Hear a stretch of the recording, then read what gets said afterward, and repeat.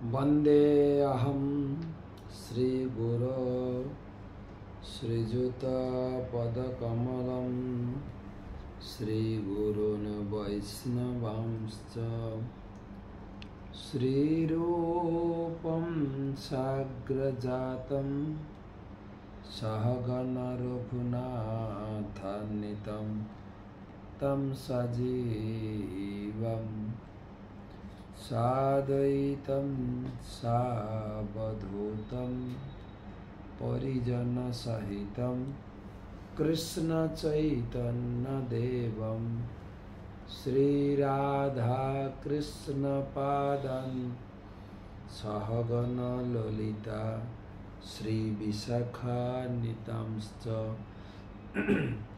नमो ॐ विष्णुपादाय कृष्ण पृष्ठाय भूतले श्रीमते भक्ति वेदांत स्वामिनिति नामिने नमस्ते सारस्वते देवे गौरवाणी प्रचारिणे निर्विशेष शून्यवादी पाश्चात्य देश तारिणे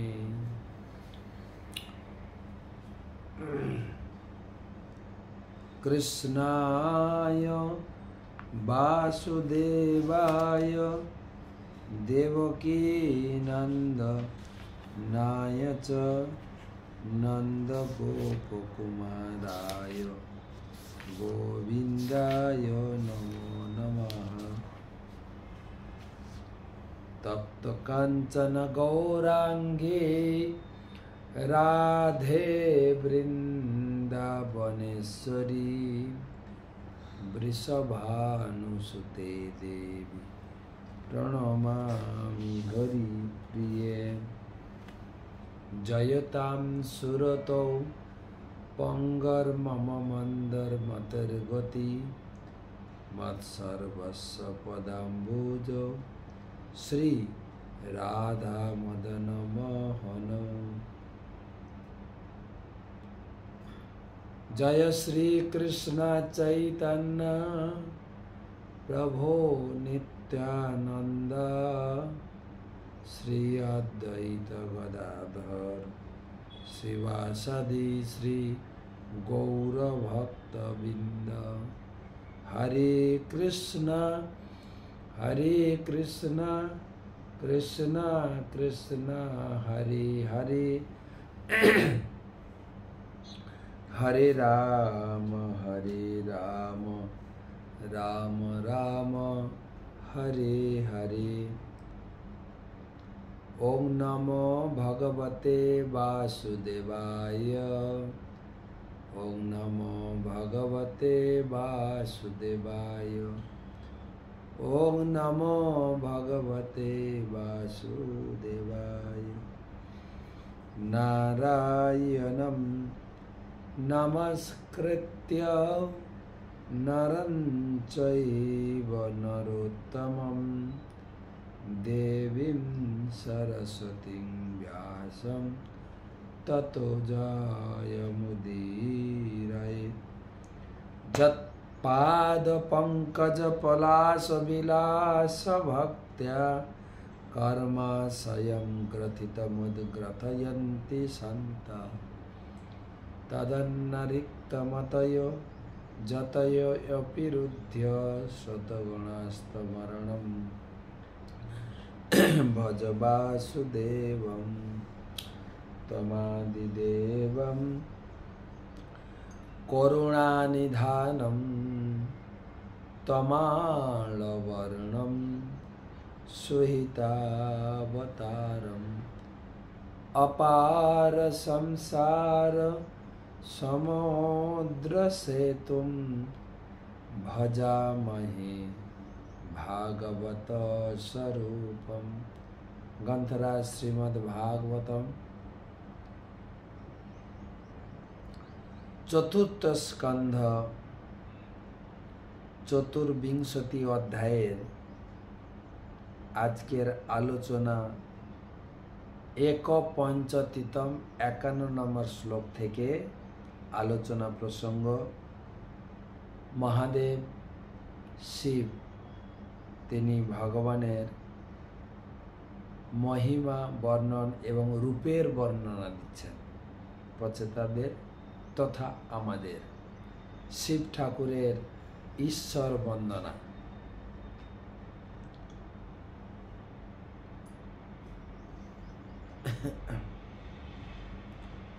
সেই প্রসঙ্গে আজকে 831তম ভাগবত রসমাধুরী সেমিনারে উপস্থিত সমস্ত ভক্তমণ্ডলী, ভাগবত পিপাসু সত্রীমণ্ডলী এবং মমতাময়ী মাতৃমণ্ডলী সকলকে জানাই আন্তরিক প্রীতি, শুভেচ্ছা এবং অভিনন্দন। প্রথমে গুরু পাদপদ্মে প্রণাম নিবেদন করে তার অহিতুটি আশীর্বাদ প্রার্থনা করি। নমঃ বিষ্ণুপাদায় কৃষ্ণ পৃষ্ঠায় ভূতলে শ্রীমতে জয়পতাকা स्वामी निति नामिने। नमो आचार्य पादाय निताय कृपा प्रदायिने गौर कथा धामदाय नगर ग्राम तारिणे।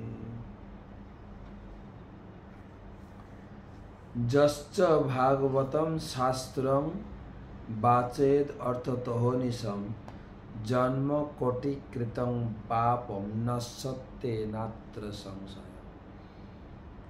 कोटि जन्मेर पाप मुक्त হয়ে যাবে যদি কেউ অর্থবোধ সহ শ্রীমদ্ ভাগবতমের একটি শ্লোক পড়েন, অনুভব করেন, আলোচনা করেন। শ্লোক 51 ভগবান শিবের ঈশ্বর রূপের বর্ণনা। শ্যাম স্বর্ণাধিরচি রচিষ্ণু দুকুল স্বর্ণমেখলম সমচার্বঘ্রিজঘ্ররু নিম্ন জানু সুদর্শনম। শ্যাম স্বর্ণাধিরোচিষ্ণু দুকুল স্বর্ণমেখলম সমচার্বঘ্রিজ অঙ্ঘ্রো নিম্ন জানু সুদর্শনম। অনুবাদ: ভগবানের কোমরের নিম্নভাগ শ্যামবর্ণ এবং তা পীতবর্ণ বস্ত্র স্বর্ণ নির্মিত মেখলার দ্বারা সুশোভিত। তার পাদপদ্ম, জঙ্ঘা, উরুদয়, জানুযুগল পরস্পর সমান এবং অপূর্ব সুন্দর। তার সমগ্র শরীর অত্যন্ত সুন্দরভাবে গঠিত।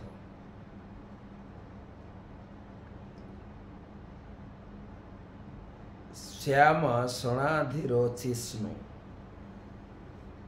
রচিষ্ণু মানে অত্যন্ত মনোহর।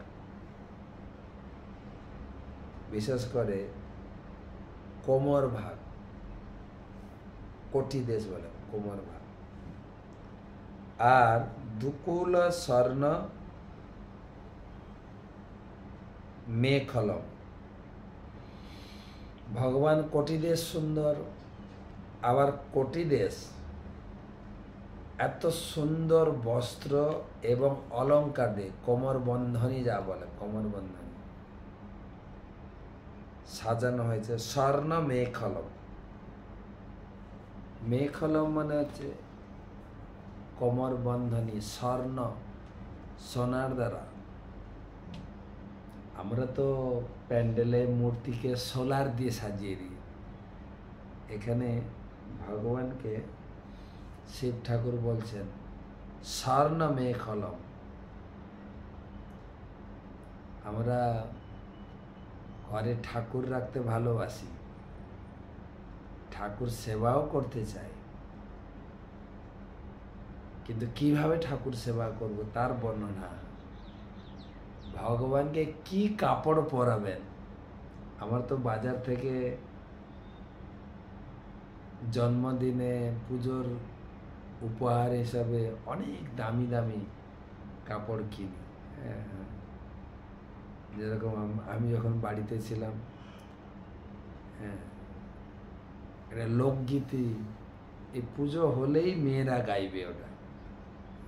এবার পুজোর চাই আমার বেনারসি শাড়ি, বেনারসি শাড়ি, নইলে যে তোর সঙ্গ ছেড়ে দেব গলায় দড়ি রে। বেনারসি অনেক দাম, প্রায় 12,000 টাকা, 7,000, বিভিন্ন কোয়ালিটি আছে। তো নিজের জন্য ভালো বস্ত্র লাগবে, যে যে বস্ত্র পরতে, সালোয়ার কামিজ, কেউ বা পাঞ্জাবি, চোস্তা পাঞ্জাবি, কেউ প্যান্ট শার্ট, কেউ ধুতি। আমাদের এখন একটা মেয়েদের ফ্যাশন চলছে গোপী ড্রেস, তো বা ঘাগরা, খুব ভালো কাপড় চাই এবং ম্যাচিং ম্যাচিং, একদম নখের কালার থেকে চোখের কালার পর্যন্ত ম্যাচিং চাই। তো ভগবানকেও ততটাই সুন্দর বস্ত্র পরাতে হবে, ততটাই সুন্দর। এমন নয় যে বাজার থেকে একটু গোপালের ড্রেস 15 টাকা 20 টাকা দিয়ে কিনে নিয়ে আসবো না। ভগবানও পড়তে চান। ভগবান, আপনি বলুন ভগবান পড়তে চান, আপনি কি করে জানলেন? না, ভগবান নিজে ভক্তের সঙ্গে আদান প্রদান করে দেখিয়েছেন। আমরা কয়েকদিন পরে বৃন্দাবন যাব। বৃন্দাবনে শ্রী শ্রী রাধা রমন দেব, খুব বিখ্যাত, ছোট্ট বিগ্রহ, অপূর্ব সুন্দর দেখতে, ত্রিভঙ্গ ললিত। গোপাল ভট্ট গোস্বামী তিনি দ্বাদশ শালগ্রাম সেবা করতেন, শালিগ্রাম, এবং বাবাজি লোক ছিলেন, সেবা করে না ছিল সিংহাসন, ঝুড়ি ঢাকা দিয়ে ঘুম পাড়াতেন।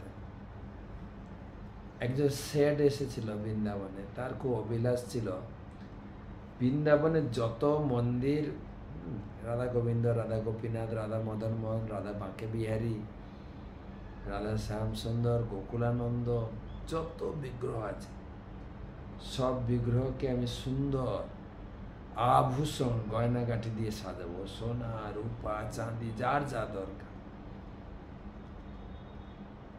যার যেরকম সাইজ বিগ্রহ সেই অনুযায়ী যত আভূষণ লাগবে, পায়ের নুপুর থেকে শুরু করে কানের কর্ণকুণ্ডল, গলায় হার, কোমর বন্ধনী, হাতের বাহু বন্ধনী, অঙ্গুরীয়, যা যা লাগবে আমি সুন্দর করে আভূষণ দিয়ে সাজাবো। তো গোপাল ভট্ট গোস্বামী চিন্তা করছেন, হায় হায়, সবার তো বিগ্রহ আছে, সুন্দর করে শৃঙ্গার করবেন, সাজাবেন, কিন্তু আমার তো বিগ্রহ নেই, আমার তো শালগ্রাম, আমি কি করে সাজাবো? যদি আমার বিগ্রহ থাকতো আমিও সুন্দর করে শৃঙ্গার করে নয়ন ভরে ভগবানকে দর্শন করতাম। অভিলাষ হয়েছিল যদি বিগ্রহ থাকতো, আমি ভগবানকে সাজাতাম। সেই দ্বাদশ শিলার মধ্যে, 12টা শালগ্রাম শিলার মধ্যে সকালে দেখা গেছে এক শিলা সুন্দর ত্রিভঙ্গ মুরারি কৃষ্ণ মূর্তিতে পরিণত হয়েছে। একদম শালগ্রাম শিলাকে এরকম, শালগ্রাম শিলা থেকে যেরকম যেরকম যদি আপনি কোনো বীজ মাটিতে পুঁতেন, বীজ থেকে যেরকম সুন্দর কচি গাছ বেরোয় না, ঠিক সেরকম ভগবান সুন্দর, এত সুন্দর মোহিনী মূর্তি, এত সুন্দর কৃষ্ণ, মন জুড়িয়ে। আর আর এখন এত সুন্দর করে শৃঙ্গার করে ওই মন্দিরে, দেখার মতো। যারা বৃন্দাবন যাচ্ছেন দর্শন করবেন রাধারমণ। তো সকালে গোপাল ঘটক গোস্বামী দেখছেন, আরে একটা শালগ্রাম একদম ঝুড়ি উঁচু হয়ে গেছে, দাঁড়িয়ে গেছেন তো ভগবান, দাঁড়িয়ে আছে। আর দেখেই তো গোপাল ভট্ট গোস্বামী আত্মহারা হয়ে গেছে ভগবানের মোহনময় রূপ দেখে। তিনি তাড়াতাড়ি সারা বৃন্দাবনে খবর পাঠিয়েছে, ভগবানের প্রাকট্য শালগ্রাম থেকে রমন রমতি রমন মানে আনন্দ। সব ব্রজবাসী এসে বিশাল আড়ম্বর সহকারে ভগবানের অভিষেক হয়, সব থেকে বড় অভিষেক রাধারমণ। সেখান থেকে ইস্কন আমরা সেই অভিষেক পন্থা আমরা এখন আমাদের মন্দিরে ব্যবহার করি। কিন্তু মেন রাধারমণ মন্দিরে শুরু হয়, কয়েক হাজার গ্যালন দুধ দিয়ে অভিষেক হয় এখনো।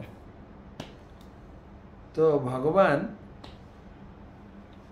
নিজে এইভাবে আবৃত হলেন, আর সে শেঠজি অভিভূত হয় ভগবানের কয়েক সেট গয়নাগাটি তিনি বানালেন, যে সব সময় ভগবানের নব নব সাজে ভগবান সজ্জিত হবেন। পূজারী তাকে শৃঙ্গার করেন নব নব সাজে, অপূর্ব মাত্র। তা আমি জাস্ট বুঝাতে চাইলাম, ভগবান এই নয় যে একটু সোলার পরিয়ে দেবেন, একটা মুকুট কিনেছেন 5 বছর আগে ওটাই চলছে, বা কোথাও যাচ্ছি মন্দির থেকে সেই 10 টাকা 15 টাকার একটা ড্রেস সেট কিনে এনে পরিয়ে দেবো, ওটাই গোপাল পরে থাকে। প্রতিদিন নতুন নতুন ড্রেস পরাবেন, প্রতিদিন ভগবানকে নতুন ফুলের মালা, নতুন গয়নাগাটি পরাবেন, তবে না ভগবানের প্রতি আপনার প্রীতি বাড়বে। হ্যাঁ, ছেলে মেয়ের জন্মদিনে গিফট, ভগবানের জন্মদিনে গিফট, রাধারানীর জন্মদিনে গিফট, হ্যাঁ তারও গিফট সেট পাওয়া যায়, সুন্দর পরিষ্কার। যেরকম ছেলে মেয়ের যত্ন নিই পরিষ্কার পরিচ্ছন্ন, ভগবানেরও সুন্দর করে একদম চকচকে করবে ভগবান। গয়না গাটি, ড্রেস, মন্দিরের বাসনপত্র, আচমন কাপ, ভোগের প্লেট, প্রদীপ, ঘন্টা সব পরিষ্কার পরিচ্ছন্ন, স্বর্ণ মেঘল। সব জিনিস যদি সোনার হয় আরো ভালো হয়। অনেকের ঘরে দেখা যায় ভগবানকে সোনা দিয়ে সাজান, বা আপনার আচমন কাপ বা থালা বাটি সব রূপার দেখা যায়।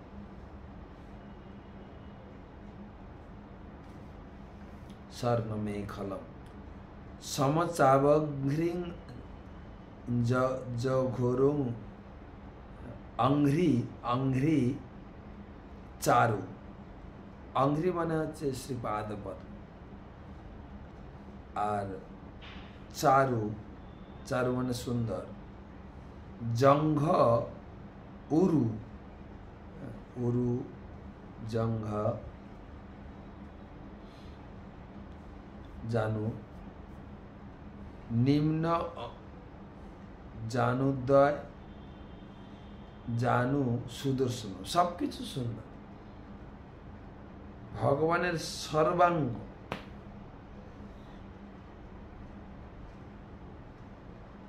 তাই ভগবান বিষ্ণু, ভগবান কৃষ্ণ প্রায় দেখা যায় কেবলমাত্র ধুতি আর গায়ে একটা উত্তরী থাকে, কেন সারা শরীর সর্বাঙ্গ, আপনি সারা শরীর সর্বাঙ্গ দেখতে পারেন। আমাদের শরীর সর্বাঙ্গ সুন্দর নয়, বাঁকা তেড়া, কাটা ছেঁড়া, কোথায় তো কেটে অপারেশন করা হয়েছে, সেটাও দেখা যাচ্ছে।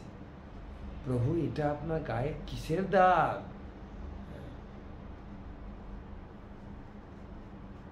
যেরকম আমার মাথায় অপারেশন করা হয়েছিল, দাগ দেখে অনেকেই প্রশ্ন করে,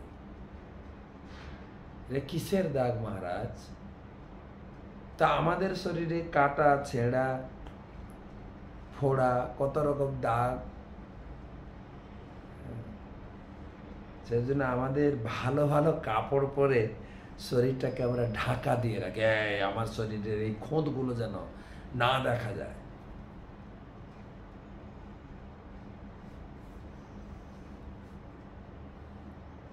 আমার ভুল ত্রুটি খোদ এগুলো যেন প্রকাশ না পায়, সুন্দর কাপড় চোপড় পরে আমরা সেজে গুজে থাকি। যদিও প্রভুপাদ বলেছেন ফার্স্ট ড্রেস দেন অ্যাড্রেস, প্রথমে একটু ভালো পোশাক তোমাকে পরতে হবে, তারপরে তুমি উপস্থাপনা করবে।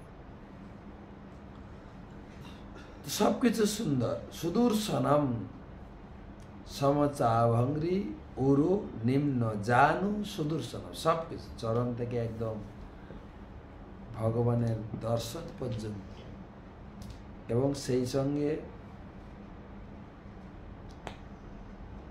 ভগবানের শরীরের এই ম্যাচিং অন্যান্য আভূষণ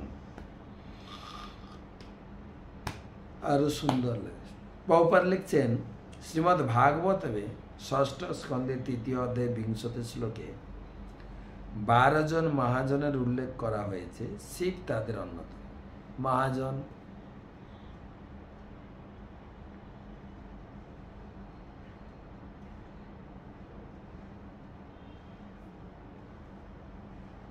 মহাজন, সেই মহাজনরা হচ্ছেন স্বয়ম্ভু, নারদ, শম্ভু, কুমার, কপিল মনু, প্রহ্লাদ, জনক, ভীষ্ম, বলি, বইয়া, সখী, বয়ম।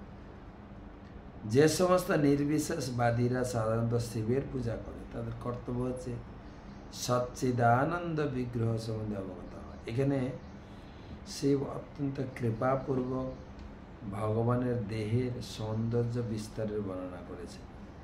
এভাবে বোঝা যায় নির্বিশেষবাদীরা যে বলে ভগবানের কোনো রূপ নেই, তা কোনো অবস্থাতেই স্বীকার করা যায় না। শিব ঠাকুর নিজে বলছে।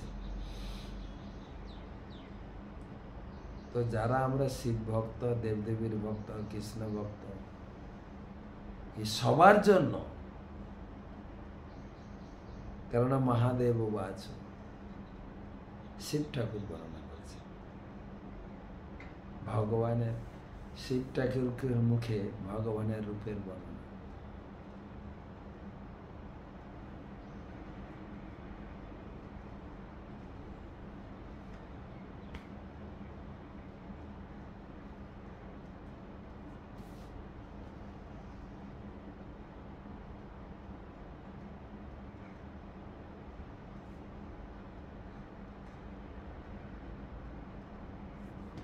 বাহান্ন নম্বর শ্লোক।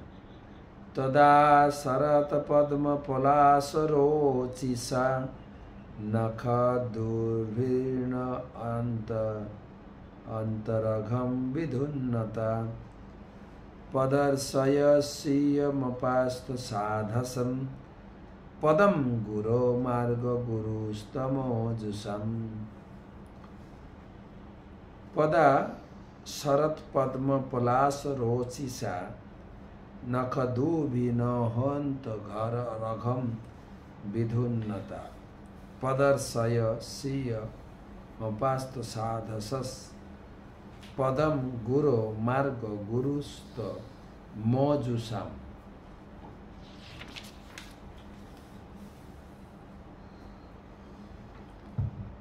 হে ভগবান, আপনার সেই পাদ পদ্ম যুগল শরৎকালের প্রস্ফুটিত পদ্মের মতো।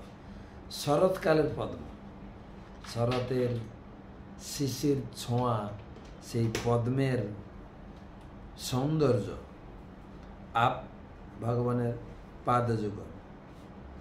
আপনার সেই পাদপদ্মের নখরাজির দীপ্তি বদ্ধজীবের হৃদয়ের অজ্ঞান অন্ধকার দূর করে। হে ভগবান, আপনি আমাকে কৃপাপূর্বক আপনার সেই রূপ প্রদর্শন করুন, যা ভক্তদের হৃদয়ে সমস্ত অন্ধকার দূর করে। হে ভগবান, আপনি সকলের পরম গুরু, অতএব অজ্ঞানের অন্ধকারে আচ্ছন্ন সমস্ত বদ্ধজীব আপনার কাছ থেকে জ্ঞানের আলোক প্রাপ্ত হতে পারে। শিব ঠাকুরের বক্তব্য।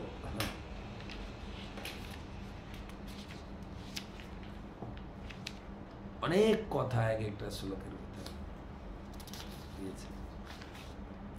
পদা শরৎ পদ্ম পলাশ রোচিসা নখদুভীর্ণ হন্ত ঘরম বিধুন। ভগবানের চরণ পদ্ম এত সুন্দর, শরৎকালের পদ্মের সৌন্দর্যের মতো। তার নখযুগ, তার নখের সৌন্দর্যতা, পায়ের রক্তিম সৌন্দর্যতা শরৎকালের চন্দ্রের মতো বিধুন্ন। আর সেই পাদপদ্মের ধ্যান বা পাদপদ্ম চিন্তা করলে কি লাভ হবে সেটাই বলছে। অন্তরঘম বিধুন্নতা, অন্তরে যত অঘ পাপ আছে, অন্তরে যত কলুষতা আছে, সঙ্গে সঙ্গে বিনাশ প্রাপ্ত হবে ভগবানের চরণ চিন্তা করলে। আর পূজারীরা বিগ্রহের এই চরণকে সুন্দর শৃঙ্গার করে। ভগবানের চরণ সবাইকে দর্শন করানো হয় এবং চরণের যে রাতুল চরণ মানে রক্তিম লাল চরণ, সেখানে ধ্বজা অঙ্কুশ চক্র যা কিছু রয়েছে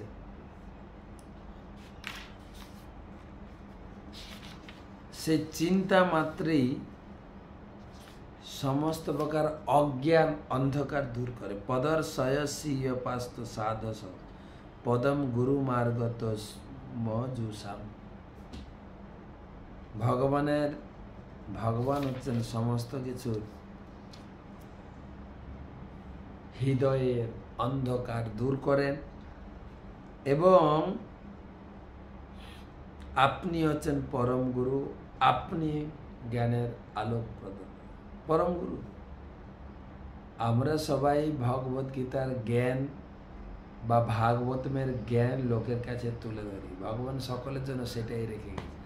আমরা যে গীতা ভাগবতের জ্ঞান বইয়ের তো ধার করা বিদ্যা, ভগবানের কথাকে আমরা পুনরাবৃত্তি করছি। এটা আমাদের জ্ঞান না, তো আমারও জ্ঞান না বা আমাদেরও জ্ঞান না, এই জ্ঞানটা ভগবান। আর ভগবান বলেছেন আমি জ্ঞান প্রদান করি।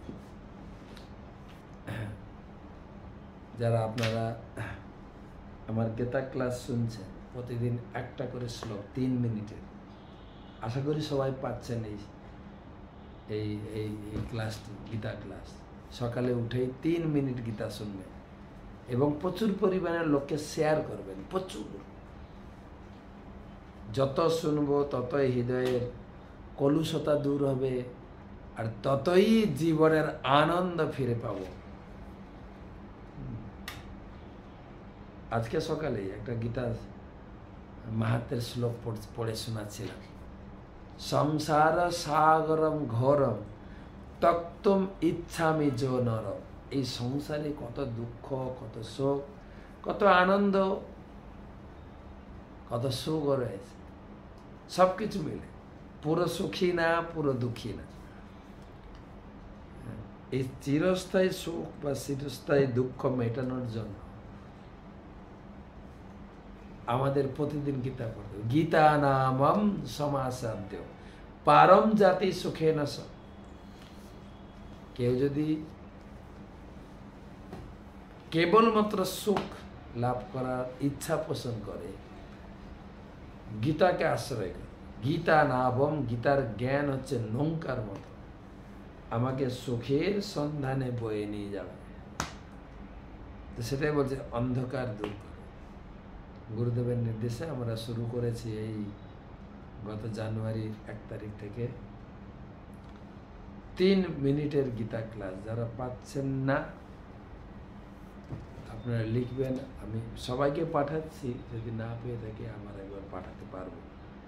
এবং আপনাদের কাছে অনুরোধ, যত আমাদের সনাতন ধর্ম অবলম্বী হিন্দু ধর্মের লোক আছে সবাইকে শেয়ার করবেন,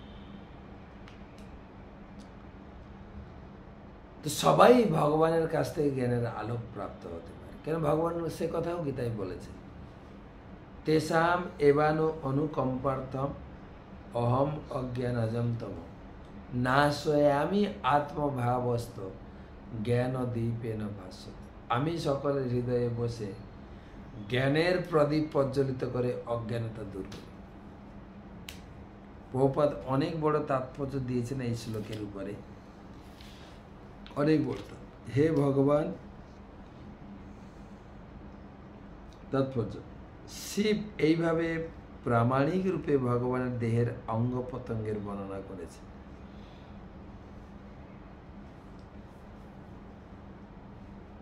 তিনি ভগবানের চরণ কমল দর্শন করতে চাইছেন।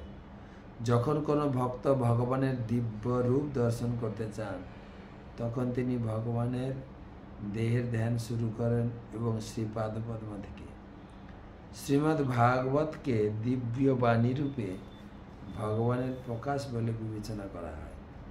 তার 12টি স্কন্ধ ভগবানের চিন্ময় রূপের 12টি অঙ্গ। শ্রীমদ্ ভাগবতমের প্রথম দ্বিতীয় স্কন্ধ ভগবানের পাদপদ্মের বলে বর্ণনা করা হয়। তাই শিব নির্দেশ দিয়েছেন যে সর্বপ্রথমে ভগবানের পাদপদ্ম দর্শন করা উচিত। কেউ যদি ভগবান শ্রীমদ্ ভাগবত এইকান্তিকভাবে ভাগবত পাঠ করতে চান তাহলে প্রথম ও দ্বিতীয় স্কন্ধ থেকে পাঠ শুরু করতে হবে। আমরা এখানে আছি হায়দ্রাবাদ, আমাদের ইস্কন মন্দিরে শ্রী শ্রী রাধা মদন মোহনজিউ, শ্রী শ্রী নিতাই গৌর সুন্দর, শ্রী শ্রী জগন্নাথ বলদেব সুভদ্রা মহারানী মঙ্গল আরতি দর্শনার্থী দর্শন করলাম। কি অপূর্ব বিগ্রহ, যা যা লেখা আছে মিলাচ্ছিল। ভগবানের কোমর বন্ধনী, পাদ পদ্ম, ভগবানের জানু উরু, কত সুন্দর, অপূর্ব। যদি আপনি হায়দ্রাবাদে আসেন, আসবেন এখানে, আমাদের এখানে গেস্ট হাউস আছে, বিশাল মন্দির, বিশাল বহুপাত তৈরি করেছে। তো ভগবানের চরণ থেকে দর্শন ঠিক ভাগবতম প্রথম স্কন্ধ থেকে, সেটাই প্রভুপাদ বলছেন।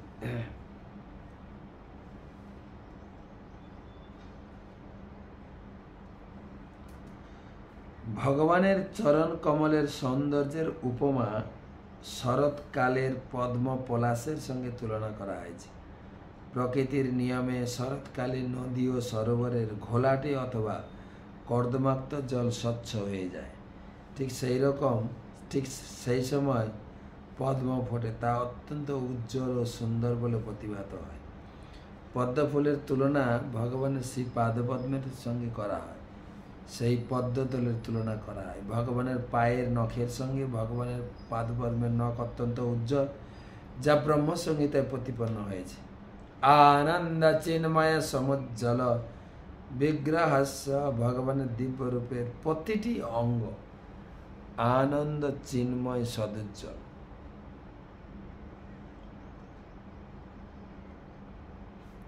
এইভাবে তার দেহের প্রতিটি অঙ্গ নিরন্তর অতি উজ্জ্বল সূর্য কিরণ যেমন এই জড়জগতের অন্ধকার দূর করে, ভগবানের অঙ্গজ্যোতি তেমনি বদ্ধজীবের হৃদয়ের অন্ধকার দূর করে। অর্থাৎ যারা ঐকান্তিকভাবে দিব্যজ্ঞান লাভ করতে চান, ভগবানের চিন্ময় রূপ দর্শন করতে চান, তাদের সর্বপ্রথমে শ্রীমদ্ ভাগবতের প্রথম দ্বিতীয় স্কন্ধ অধ্যয়ন করার মাধ্যমে ভগবানের শ্রীপাদপদ্ম দর্শন করার চেষ্টা করতে হবে। ভগবানকে দর্শন করতে গেলে ভাগবতম পড়তে হবে। যদি ঠিক মতো ভগবানকে দর্শন করতে চাই, প্রভুপাদ বলছেন প্রথম স্কন্ধ দ্বিতীয় স্কন্ধ পড়ুন ভালো করে। কেউ যখন ভগবানের সেই পাদপদ্ম দর্শন করেন তখন তার হৃদয়ের সমস্ত সন্দেহ ভয় দূর হবে। ভগবানের চরণ দর্শন করলে কি লাভ? ভয় দূর হবে।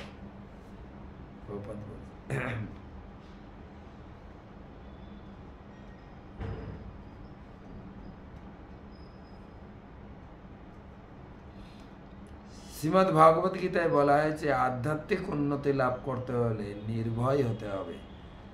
অভয়ম সত্যম সংশুদ্ধি, ভগবত গীতা ১৬ অধ্যায় ১ম শ্লোক। জড় বিষয়ে লিপ্ত হওয়ার ফলেই ভয়ের উদ্রেক হয়। শ্রীমদ্ ভাগবতমের ১১ স্কন্ধে ২য় অধ্যায়ে ৩৭ শ্লোকে বলা হয়েছে ভয়ম দ্বিতীয়া অভিনিবেশত সতঃ সাত। দেহাত্ম বুদ্ধির ফলে ভয়ের উদ্বেগ হয়। মানুষ যতক্ষণ দেহাত্ম বুদ্ধিতে মগ্ন থাকে ততক্ষণ তার ভয় থাকে, কিন্তু সেই জড় ধারণা থেকে মুক্ত হওয়া মাত্রই তিনি ব্রহ্মভূত স্তর প্রাপ্ত হন এবং আধ্যাত্মিক উন্নতি লাভ করে। তৎক্ষণাৎ নির্ভয় হন। ব্রহ্মভূত প্রসন্নাত্মা। নির্ভয় না হয়ে কখনো আনন্দময় হওয়া যায় না। ভগবত ভক্তরা সর্বদা নির্ভয় ও আনন্দময়, কারণ নিরন্তর ভগবানের শ্রী পাদপদ্মে সেবায় যুক্ত। আরো বলা হয়েছে এবং প্রসন্ন মনস ভগবত ভক্তি যোগতঃ ভাগবত তত্ত্ব বিজ্ঞানম মুক্ত সঙ্গস্য জায়তে। ভগবত ভক্তি যোগের অনুশীলন ফলে নির্ভয় ও আনন্দময় হওয়া যায়। নির্ভয় ও আনন্দময় না হলে ভগবত তত্ত্ব হৃদয়ঙ্গম করা যায় না। ভগবত তত্ত্ব বিজ্ঞানম মুক্ত সঙ্গস্য জায়তে।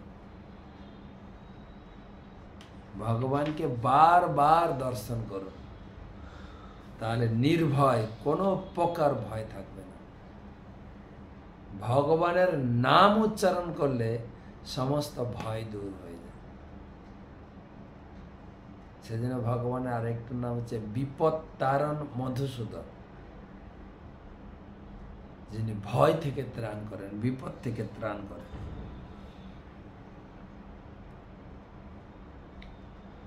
তাই কেউ যদি নিয়মিত ভগবানকে দর্শন করেন, তার দিব্য রূপ হৃদয়ে ধারণ করেন, তিনি সমস্ত ভয় থেকে মুক্ত হবেন।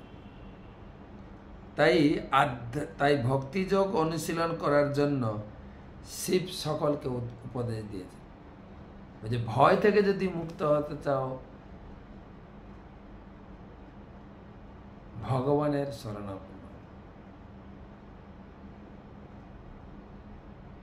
পরবর্তী শ্লোকগুলিতে স্পষ্টভাবে বোঝা যাবে যে তা করার ফলে যথাযথভাবে মুক্ত হয়ে চিন্ময় আনন্দ লাভ করা যায়। ওম অজ্ঞানতিমিরন্ধস্য জ্ঞানাঞ্জন শলাকয়া চক্ষুরুন্মিলিতং যেন তস্मै শ্রী গুরবে নমঃ। ভগবান হচ্ছেন পরম গুরুদেব। ভগবানের প্রামাণিক প্রতিনিধিও হচ্ছেন শ্রী গুরুদেব। ভগবান তার চরণ কমলের নখের জ্যোতির দ্বারা তার ভক্তের অন্তরের জ্ঞানের আলো প্রকাশ করেন। ভগবানের প্রতিনিধি শ্রী গুরুদেব ভক্তকে বাইরে থেকে জ্ঞানের আলোক প্রদান করেন। কেবল ভগবানের শ্রীপাদপদ্মের কথা চিন্তা করার ফলে, নিরন্তর গুরুদেবের উপদেশ গ্রহণ করার ফলে আধ্যাত্মিক জীবনে উন্নতি লাভ করা যায় এবং বৈদিক শাস্ত্রে হৃদয়ঙ্গম করা যায়। এখানে দুটো জিনিস বলা হয়েছে। গুরুদেব ভগবান কৃষ্ণ দুই রূপে ভক্তকে সাহায্য করছে। অন্তরে পরমাত্মা রূপে তিনি জ্ঞানের প্রকাশ ঘটাচ্ছেন, বুদ্ধি দিচ্ছেন, গীতা ভাগবতম পড়ব কি করে, ভগবানের সেবা কি করে ভালো করে করব। ভগবান হৃদয় থেকে অনুপ্রেরণা দিচ্ছেন। যাদৃশী ভাবনা সিদ্ধির ভবতি তাদৃশী। আর বাইর থেকে গুরুদেব এবং শাস্ত্র রয়েছেন। শাস্ত্র সাক্ষাৎ ভগবানের প্রকাশ আর গুরুদেবও ভগবানের প্রকাশ। কৃষ্ণ যদি কৃপা করেন কোন ভাগ্যবানে, গুরু অন্তর্যামী রূপে শিখায়। গুরুদেব হয়ে তিনি শিষ্যকে দিব্য জ্ঞানের আলোকে উদ্ভাসিত করেন, কি বলে, জীবনের অন্ধকার, মোহ অন্ধকার থেকে মুক্ত করেন। তাই শাস্ত্রে একটা সুন্দর শ্লোক আছে, যস্য দেবে পরা ভক্তি। দেখেন শ্লোকটা তাৎপর্য প্রভুপাদ লিখেছেন। এই শ্লোকটা এসছে শ্বেতাশ্বতর উপনিষদ থেকে। যস্য দেবে পরা ভক্তি যথা দেবে তথা গুরৌ তস্যৈতে কথিতা হর্তা প্রকাশন্তে মহাত্মা।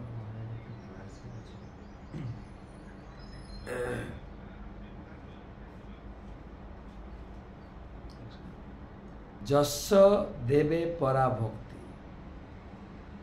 দেবে মানে ভগবান, ভগবানের প্রতি পরম ভক্তি, পরাভক্তি, প্রেম ভক্তি, পরম ভক্তি আমরা করি। যথা দেবে তথা গুরু, দেবে মানে ভগবানকে যতটাই ভক্তি করি, প্রেম করি, পূজা করি, শ্রদ্ধা করি, ততটাই গুরুদেব সমান। যস্য তস্য, যস্য দেবে তথা, যস্য তথা, যথা দেবে তথা, যথা দেবে তথা গুরু।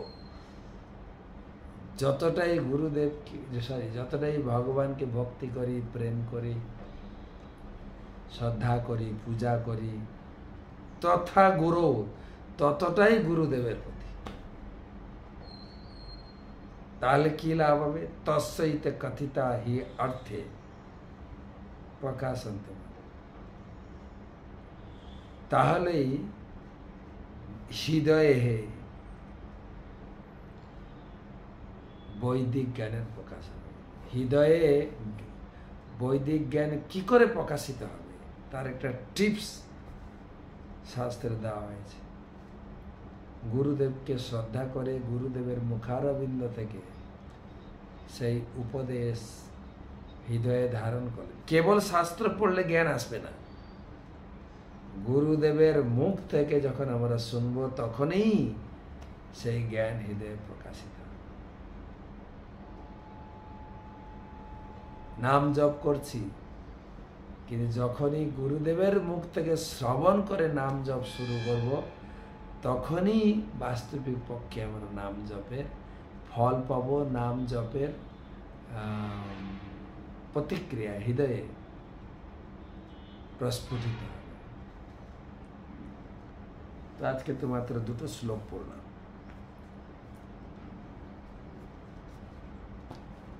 এই পর্যন্ত রাখি, রাত হয়ে গেছে। আমরা একটা প্রশ্ন নিই, অনেকদিন প্রশ্ন উত্তর পর্ব বন্ধ হয়ে গেছে।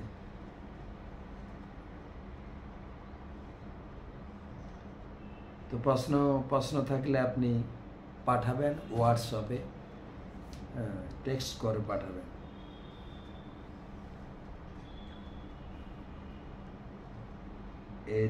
রিতম ঘোষ প্রশ্ন করেছে,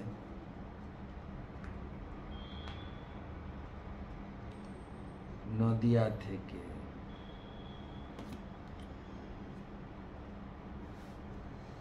হরে কৃষ্ণ প্রভু, দণ্ডবত প্রণাম।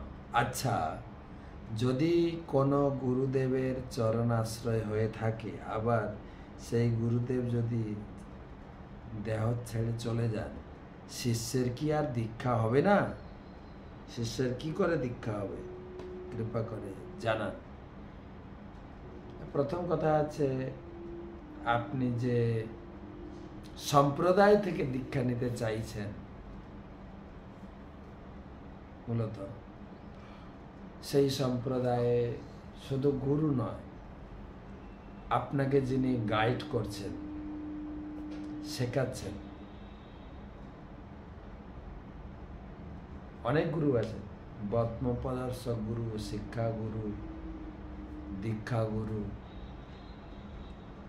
অনেক ধরনের, চৈত্য গুরু, তো আপনি আশ্রয় নিয়েছেন, দীক্ষা নেবেন, গুরুদেব চলে গেলেন, সেই সম্প্রদায়ে অন্য একই ধারায় কোনো গুরুদেবের কাছে দীক্ষা নিন। যেরকম আমাদের ইস্কনে যে সমস্ত গুরুদেবের বয়স হচ্ছে, চলে যাচ্ছেন, আমরা লকডাউনে হারিয়েছি আমাদের পরম পূজ্য শ্রীশ্রীমৎ ভক্তিচারু স্বামী গুরু মহারাজকে। আমরা ভেঙে পড়েছিলাম, সত্যি আমাদের জীবনের একটা বড় ক্ষতি, চলে গেলেন। সঙ্গে সঙ্গে ইস্কনের অন্যান্য গুরুদেব জিবিসি তারা সেই সময় সমস্ত শিষ্যদের ডেকে বোঝালেন, ইস্কন ভক্তদের ডেকে বোঝালেন, যাদের প্রথম দীক্ষা হয়েছিল অন্য গুরুদেবের কাছ থেকে দ্বিতীয় দীক্ষা নাও, যারা আশ্রয় হয়েছিল তারাও ইস্কনের অন্যান্য গুরু থেকে দীক্ষা নাও,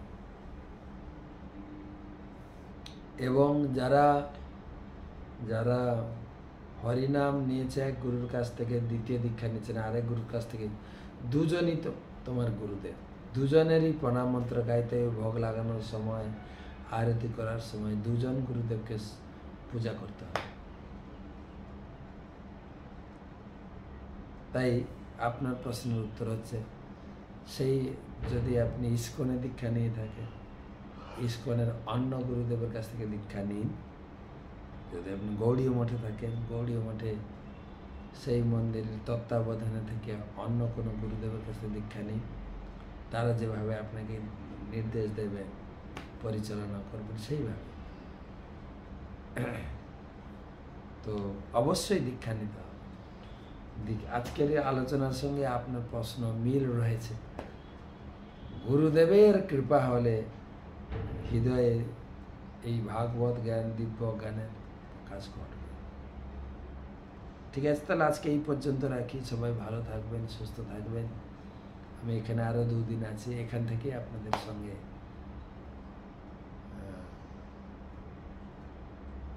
ভাগবত রসমাধুরী ক্লাস, গীতামৃত ক্লাসে নিয়মিত দেখা হবে। শুভরাত্রি।